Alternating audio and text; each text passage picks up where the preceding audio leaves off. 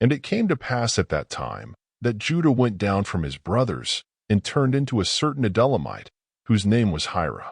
And Judah saw there a daughter of a certain Canaanite, whose name was Shua, and he took her and went into her. And she conceived and bore a son, and he called his name Er.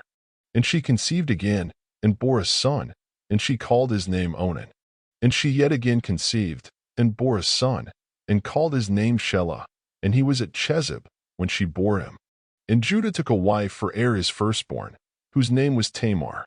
And Er, Judah's firstborn, was wicked in the sight of the Lord, and the Lord slew him. And Judah said to Onan, Go into your brother's wife, and marry her, and raise up seed to your brother.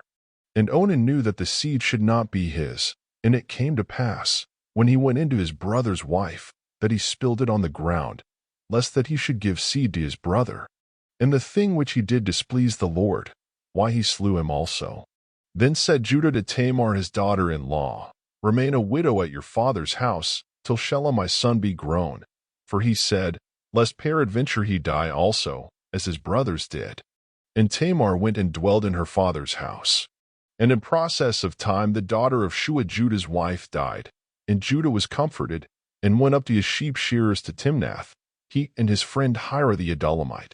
And it was told Tamar, saying, Behold, your father-in-law goes up to Timnath to shear his sheep.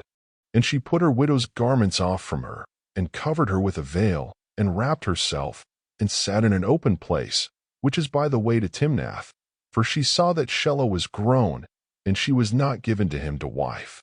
When Judah saw her, he thought her to be an harlot, because she had covered her face. And he turned to her by the way, and said, Go to, I pray you, let me come in to you. For he knew not that she was his daughter-in-law. And she said, What will you give me, that you may come in to me? And he said, I will send you a kid from the flock. And she said, Will you give me a pledge, till you send it? And he said, What pledge shall I give you?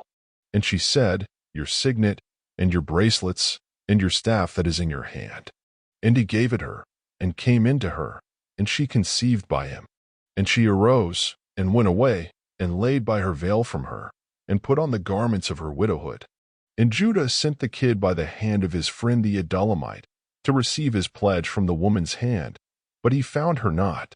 Then he asked the men of that place, saying, Where is the harlot that was openly by the way's side? And they said, There was no harlot in this place. And he returned to Judah, and said, I cannot find her. And also the men of the place said, that there was no harlot in this place. And Judah said, Let her take it to her, lest we be shamed. Behold, I sent this kid, and you have not found her. And it came to pass about 3 months after, that it was told Judah, saying, Tamar your daughter-in-law has played the harlot, and also, behold, she is with child by prostitution. And Judah said, Bring her forth, and let her be burnt. When she was brought forth, she sent to her father-in-law, saying, By the man, whose these are, am I with child?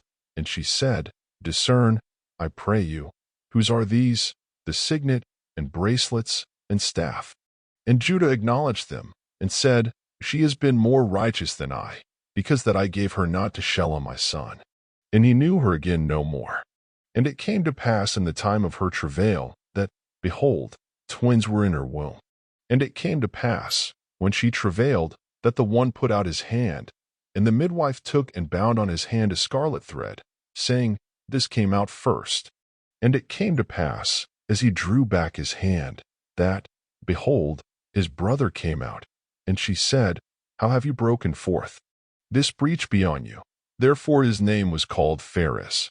And afterward came out his brother, that had the scarlet thread on his hand, and his name was called Zara.